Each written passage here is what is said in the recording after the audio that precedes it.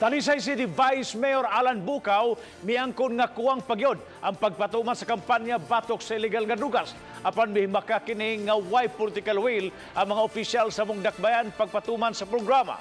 Si Chona Carrion sa report.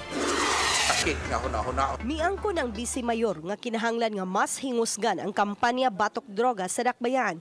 Kininunot sa pamahayag ni Presidente Rodrigo Duterte atul sa iyang pagbisita dinhi sa Sugbo nga way paglambo ang dakbayan sa Talisay kabahin sa pagpakibatok sa illegal nga drogas.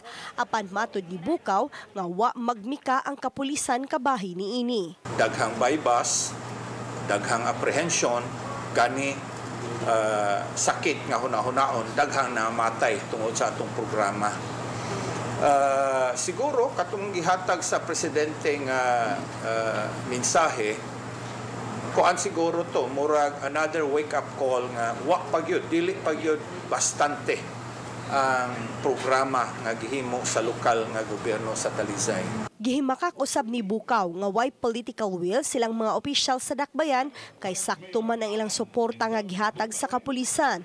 Gihatagan na sa dakbayan og mga motorsiklo, police cars ug uban pang suporta nga gikinahanglan ang kapulisan. Dili man siguro magpugi ang atong kapulisan kung wa say suporta gikan sa lokal nga paggobyerno. Ingon siguro ta nga kuwang pa lang siguro og focus ang programa.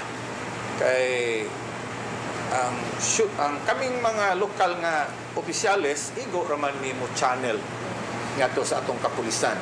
Apan hangyo sa Vice Mayor sa kadagkuan sa kapulisan sa riyon nga dugangan og mga pulis ang dakbayan. Maayo na unta ang pagdeploy sa mga sakop sa Regional Mobile Force Battalion kon RMFB 7 sa Barangay Tangke apan matod sa Vice Mayor nga gikuhaan na usab kini. Pagsuroy na Tangke murag gamay na malang nahibilin, no? So mao siguro na usas problema nato dinhi sa Talisay. Nga kuwang ang atong kapulisan unya dako-dako ang population sa Talisay. Uban ni Marlon Melgazo, Chona Carrion, Balitang Bisdak.